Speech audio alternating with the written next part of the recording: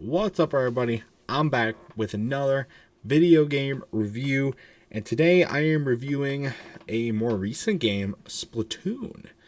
Yes, I have had this game for quite a while actually, and I finally got around to actually playing it in depth for a review.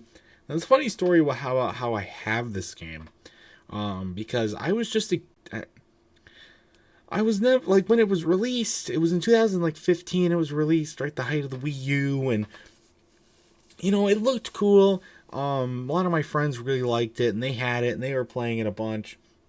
And it looked cool, but I just didn't. This is after it came out, by the way. It was a few years later, but I didn't really want to invest the money in it. I just didn't. It just didn't look like something I would really, really want at the time, or enjoy. It was just kind of getting shoved down my throat that okay, you have to play this game. I don't have to, and I don't really want to because you're making me say I have to. But my good friend Dan Snake one day, who was probably the biggest advocate for me playing the game, he showed up at my front door at one point, just randomly in the afternoon one day, and I answered it and was like, he was there, and I'm like, okay. Hi, how's it going? And he showed up unannounced. Like, I heard you didn't have Splatoon, so I bought you it. That is still one of the nicest things anybody has ever done for me. And that's the copy I still have, and that's the copy I played with today. So thank you, Dan Snake. You are the direct reason why this video even exists. So let's get down right into it. If you don't know what Splatoon is, it's a pretty popular Nintendo IP. This were the game that I got its origins back in 2015. A lot of people nowadays with Splatoon 2 and 3 are not actually big fans of this game anymore. The online support is gone now because of the Wii U's online support pretty much being fully killed. And so a lot of people have just moved on to the Nintendo Switch games, 2 and 3. But, a lot of people just don't like it because, it's on the Wii U and there's not a lot of stuff and they think it looks bad now. But I gave it a try, and I was genuinely surprised, and I genuinely actually really enjoyed this game. So let's get down to my notes.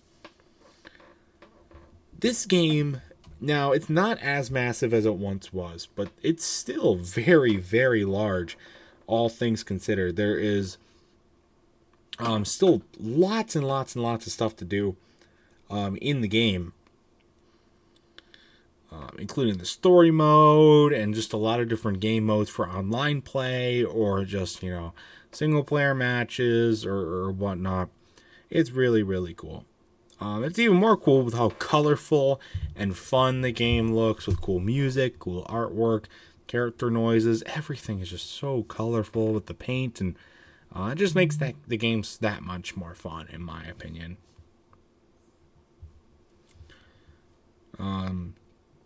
It's a very fun take on the shooter genre of video games, as it's not very well. It's not a big surprise to many of you that I am not a fan of first-person shooters in the shooter genre.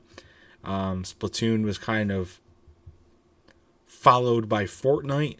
Is the game that you probably know a lot about, and I'm not a big fan of Fortnite, and I'm not a big fan of the other first-person shooters, but this game I really do like because it is a more fun take on it, and there is just more than just shooting the shit out of people, and there's cool stuff to do in this game, and I really, really like that. And it was fun to play for me. The controls are very easy to learn. I was pretty surprised about that, actually, including refilling the gun, which I thought was the control mechanism and the way that was most scared about not knowing what to do with it. I was able to easily figure it out, which was really, really good. But the controls were super easy, and that made it more fun to play as well, so that was cool. Now, the one thing, not all the controls are that great. Moving the camera around specifically can be pretty tedious, because it's just weird with the Wii U gamepad and the manual camera movement that you have to do. And that's a gripe I just don't have for this game. I have it for a lot of games that have this mechanism. because when you're, especially in a shooter game like this, you're going to want the movement of you, like the axis of you moving, so that you're able to, like, it's, you're going to want it to be more automatic, so you're locking on to enemies more, and for more accuracy and whatnot. More so in more games, not like Splatoon, but it still applies for Splatoon, and you have to do it manually. It's not a big deal. Like I said, because it's Splatoon, it's not that big a deal, but you will definitely notice it, especially early on. You get used to it pretty quickly, which is nice, but early on, you're definitely going to notice it. Oh man, speaking of the colors again, I just love covering everything in paint. I really do. I'll be honest, I've seen people play this game for a long time. I never knew how easy, how fun or how addicting it is just to cover everything in the paint. It is so much fun to do that. And I'll never, it'll always be satisfying to me. I really love it. So, it just makes it so much more fun when you're even done with all the enemies and you're ready to move on to the next level, or you're basically already won the battle. You just want to keep doing it. And that's, I think, what makes the multiplayer online play so much like more fun, is because that's the premise of the multiplayer. That's the premise of like the group battles and whatnot. Is covering everything in paint, such as shooting the shit out of each other, which I think makes it more satisfying and also more fun. The characters are pretty interesting in this game.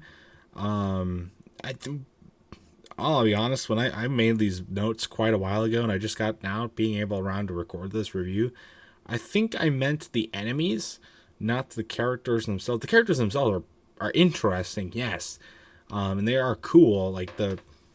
There's not many of them though, outside of the ones that you can play as.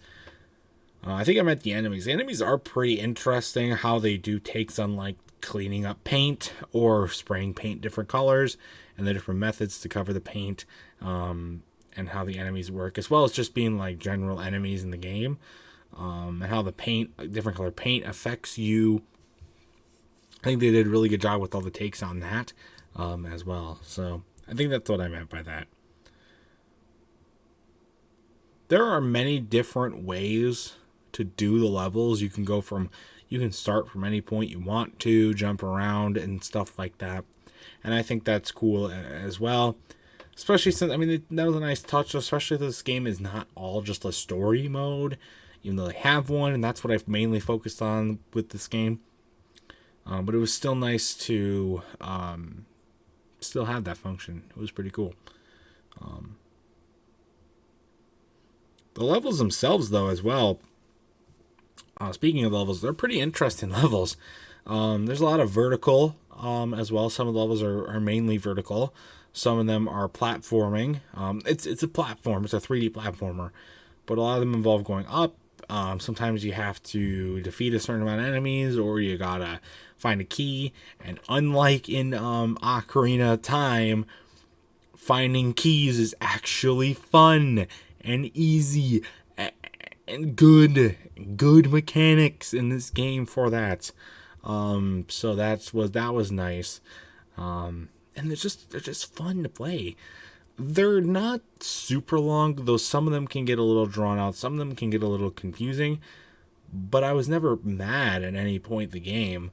I was just excited to keep covering things in paint and breaking boxes and defeating more enemies, because that's just how fun this game is. They did come out with a Splatoon line of amiibos. I have the Inkling Boy, Inkling Girl, and the Squid amiibo, like the original three. The amiibo functionality in this game, it is pretty, like, for 2015 standards especially. Well, I guess it was only a year into the amiibo's, like, lifespan, like, into the line of amiibos, but there's surprisingly a good amount of functionality for the amiibos. You get all new, like, kinds of ways to do levels, all new challenges, all that kind of stuff, and they interact with you in the game. And I think that's a cool touch that they did. Is any of it necessary, though, for the game? Absolutely not. But especially back then in 2015, because Splatoon characters weren't incorporated into Smash until 2018 when Smash Ultimate got released. So for those 3 years in between when Splatoon came out and when Smash Ultimate came out, I wouldn't have probably picked them up. I probably wouldn't have picked them up. I didn't even pick them up originally. They were given to me. That's the only reason why I have them. But nowadays, I probably would get them because it is in Smash Ultimate. But if you're a little more hardcore of a Splatoon fan, or you just like the amiibo functionality in the other game, I think they are definitely worth picking up for the content and stuff like that too. Well, back then it would have been worth it. Not so much now. But it carries over into the next two games, so... I love the move sets. Let's talk about some of these move sets. The controls, the moves. I love the squid thing. The squid thing's so much fun. The paint and the guns and different ways to attack things. And it's just I could go on for hours about how good this game is. Like, I'm surprised so many people shit on it. Now, I've never played Splatoon 2 or Splatoon 3. Hint, hint. But I will. I guess that was the hint. I spoiled the hint. I will be playing Splatoon 2 eventually, but probably not Splatoon 3. But I will be playing Splatoon 2. So I guess I can see what the hate is, I guess. But for an introductory experience to a Nintendo IP, I mean, I didn't have this, like, I wasn't this excited about a new Nintendo IP since Pikmin, and that was 10 years ago. And it was so cool to just revisit this.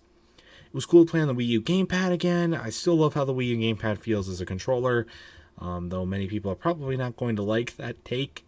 I think it is a pretty good controller all throughout. Just the screen sucks, and its range sucks. But other than that, it's fine. But I think this was just a really good game. It's just fun to play. It's not super challenging. It's not like super intriguing with story. It's just fun to play by yourself and with friends. And that's all I really look for sometimes in a video game. Sometimes I just don't want all hardcore stuff. I just want fun, light-hearted, paint, shooting, ball, gun, squirty things with squids, and that's all you kind of want sometimes. So, my final score of Splatoon for Wii U, I'm going to have to give it an 8 out of 10. I really like the game, and I still think personally that it's worth a play nowadays, the original on Wii U. Do you want to go out of your way to get a Wii U to play this game? Absolutely not. But if you have one already, and you have the game, and maybe you haven't played in a while, or you see it for like a few bucks at a game store, I think it's definitely worth a pickup. So that's just my recommendation, though. So, but if you've ever played Splatoon for Wii U, I'd love to know your thoughts about it in the comment section down below. And what other games should I review? I already said I'm going to review Splatoon 2. I don't think I'm going to review Splatoon 3. I might eventually, but not right now. But anyway, that's going to do it for this game review, and that's going to do it for this video. So stay tuned for much more amazing content, including more video game reviews and other awesome stuff. And until next time, I will see you guys later. Goodbye.